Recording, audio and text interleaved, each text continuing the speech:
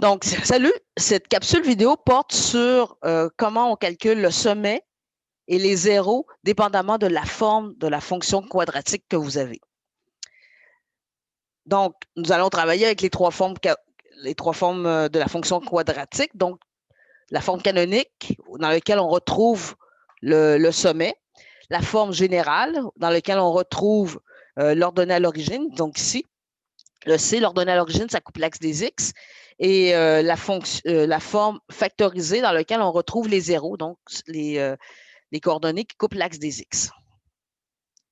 Nous allons commencer avec la forme générale. Donc, le sommet, c'est HK. Nous avons la fonction ici 4x au carré plus 16x plus 13. Donc, j'identifie mon A, mon B et mon C. Donc, pour trouver H du sommet, c'est moins B sur 2A. Donc, dans cette situation-ci, ça va être moins 16 sur 2 fois 4. Donc, ça fait moins 16 sur 8 qui donne moins 2. Pour trouver K, on a juste remplacer dans la fonction x par moins 2, en fait, x par le h que vous avez trouvé. Donc, ça fait f de moins 2 qui est égal à 4, moins 2 au carré, plus 16, moins 2, plus 13. Donc, ça fait je calcule ça, paf, ça me donne f de moins 2 est égal à moins 3. Donc, mon sommet, c'est moins 2, moins 3. Donc, ici, vous voyez qu'il y a une petite erreur, donc c'est moins 2, moins 3. Pour les zéros, donc j'ai une autre fonction, je n'ai pas pris la même, je pense que ce n'est pas la même, ouais, c'est ça. Je n'ai pas pris la même. Donc, pour trouver les zéros, ça va être, je remplace f de x par 0, en fait. Donc, j'identifie mon A, mon B et mon C. Et je fais ce calcul-ci. Moins B plus ou moins racine carrée B2 moins 4AC sur 2A. La première chose que je calcule, en fait, c'est l'intérieur du radical. Donc, c'est B2 moins 4AC. Donc, dans ce cas-ci, donc ça fait moins B, c'est 14. Donc, d'où l'importance de les écrire. C'est plus facile à identifier. Donc, 14 moins, j'ouvre la parenthèse, 4 fois A, qui est 2, et fois C, qui est moins 16. Ça donne 324. Donc, ici, c'est X plus, moins B plus ou moins. Donc, je commence par le premier, X1. On peut commencer par l'addition, la soustraction. Ici, j'ai commencé par l'addition. Donc, moins B, donc moins 14, plus racine carrée de 324. Donc, ça donne, le numérateur donne 4. Je vous suggère fortement de calculer le numérateur en premier. Regarde, 4 divisé par 4, ça donne 1. X2, le deuxième zéro, en fait, c'est moins B toujours. Mais ici, au lieu de faire plus racine carrée, on fait moins racine carrée, on fait le deuxième, en fait. Donc, ça va donner, encore là, je calcule mon numérateur en premier et mon dénominateur par la suite. Moins 32 divisé par 4, ce qui donne 8. Donc, mes deux zéros qui coupent l'axe des X sont 1 et moins 8. Donc, on y va maintenant pour la forme factorisée. Pour la forme factorisée, on connaît déjà les zéros. Il nous les donne. Dans ce cas-ci, c'est 2 et moins 8. Pourquoi moins 8? Parce qu'oubliez pas, c'est x moins x2, donc ça va faire x moins moins 8. Donc, c'est pour ça que c'est moins 8. Pour ce qui est du sommet, pour le sommet, ce que je fais, j'additionne les deux zéros et je divise par 2. Donc, ici, je fais 2 plus moins 8 divisé par 2. Donc, ça fait moins 6 divisé par 2, ça fait moins 3.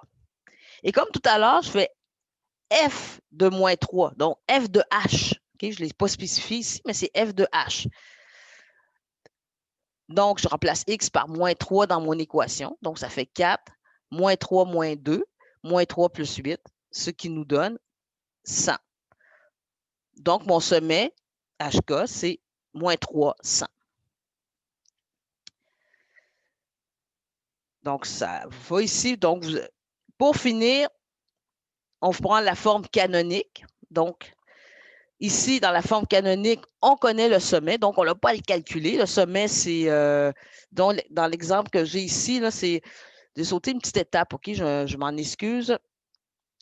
Ici, vous pouvez écrire la fonction, là, pouvez l'écrire que c'est f de x. Donc, j'ai un petit peu de misère à écrire avec la souris, là, mais f de x est égal à moins 2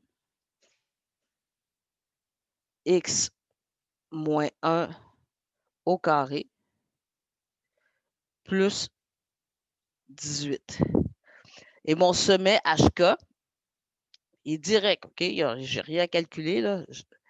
HK est égal à 1, 18. Donc, mon H, c'est 1, puis mon K, c'est 18. Et voilà.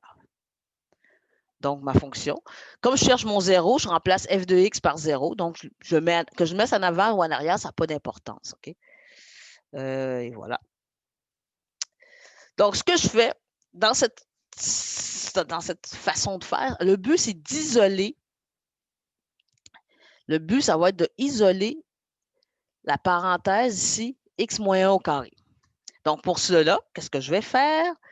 Je vais envoyer 18 de l'autre côté. Donc, ça fait moins 18 de chaque côté. Ça fait moins 18, moins 18, moins 18. Par la suite, je vais diviser par moins 2 de chaque côté.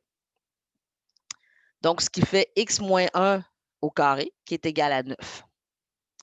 Je fais racine carrée pour pouvoir isoler ma parenthèse x moins 1. Tu sais, au début, j'isolais ma parenthèse x moins 1 exposant 2.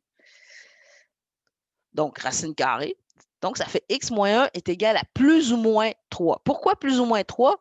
Parce que 3 fois 3, ça donne 9. Puis moins 3 fois moins 3, ça donne aussi 9.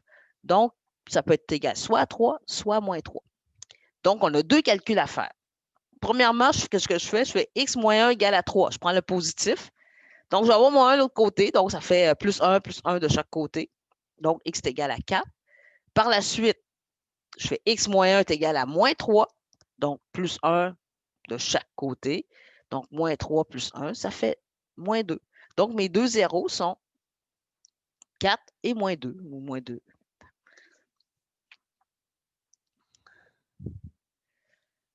Et voilà. C'est tout. Donc, naturellement, vous allez avoir à faire des exercices on va vous demander de déterminer le sommet ou le sommet et les zéros de chacune des fonctions sur des formes différentes.